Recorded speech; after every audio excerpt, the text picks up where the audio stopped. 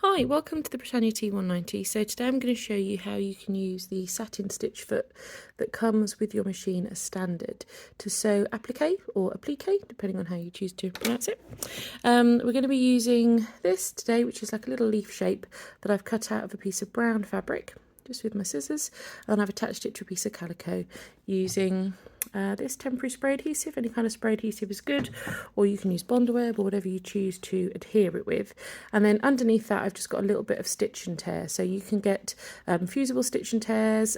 This one isn't, so I'm just going to quickly go around the outside with my machine and baste it on. The other thing you could do is just put some pins to hold it there just while you're working, but I prefer just to baste it. Takes a little bit longer, but it works better in the long run. I'll see you again in a sec.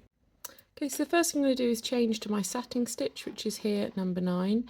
So you do the satin stitch with the satin foot. Okay, so to pick the satin stitch, I'm going to go into the folder the stitch is in. I'm going to tab right until I see stitch number 9, and then I'm going to press the button underneath it. And you can now see stitch number 9. And the machine is telling me I need to use B foot with this stitch, which is the satin stitch foot. So the machine is trying to help you.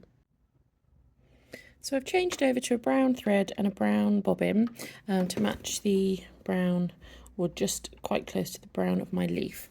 And then what I need to do is change over to my satin stitch foot. So just before we begin, it's the B foot as the machine is telling you to use. This is the bar that the kind of claw on the ankle catches onto. And if you look at the foot, I describe it as a catamaran because you can see it's got these two sections on either side that are a bit taller, and then a cutout area in the middle. That's to allow your thicker embroidered applique satin stitching to go underneath, because the stitching is a bit more dense than regular stitching. So there you go, that's your satin stitch foot. It's obviously clear, so you can see more obviously what you're doing.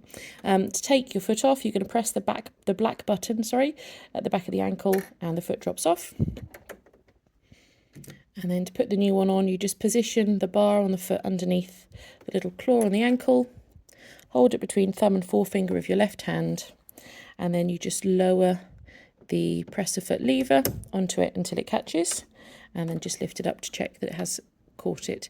And then the thread goes through the foot and off out to the back, and now you're ready to stitch. I've got the sunshine coming in today, which is lovely on this chilly day.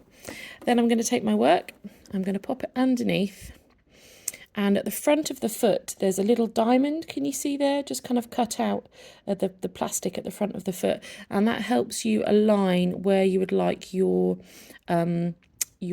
foot to be. So I'm going to bring it down, and sometimes you have to do the first couple of stitches by hand just to check. So the right hand swing of my needle needs to be just coming to the outside of my applique, and then the left hand swing of the needle needs to be coming in onto the fabric. Yeah, lovely. So I've got the raw edge of my fabric against the right hand front V of the little diamond cut out of the front of the foot. Hopefully that makes sense. And then you're going to sew round, and it's one of those things that helps if you go a little bit slower so you can keep a track of what you're doing.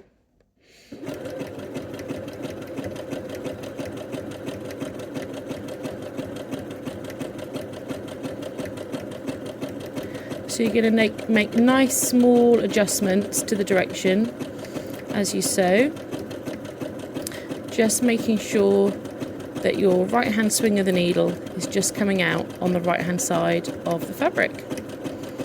There we go. I'll join you back in a second when I'm done. Okay, so I've done the first side of my leaf. You can see the satin stitch just there behind me. As you come down to the end of the first line of stitching, you need to finish with your needle on the left hand swing of the needle. So I'm just going to reposition him where I want him to be. Lovely. So the left hand swing of the needle needs to come down, and it needs to finish just your satin stitch width away from the edge of the fabric. Then you're going to turn, and you're going to start sewing again, and the needle will swing out to the right, and again it should just catch the edge of the fabric. So I'm just going to fractionally shift it a little bit to the right so it just catches the edge of the fabric. Check then with a Then just check for a couple of stitches to make sure that it's okay, and then when you're happy it's okay, you can start to sew again.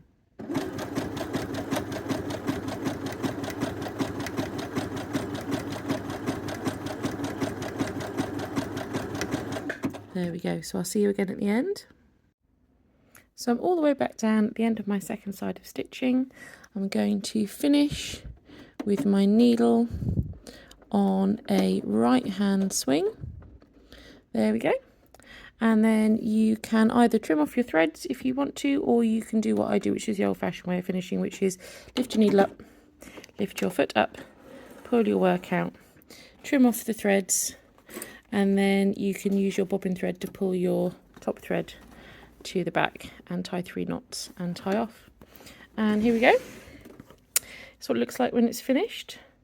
So that's a plique using a satin stitch, using your satin stitch foot, which is this one that comes with your machine. There we go. Hope it was helpful. Bye.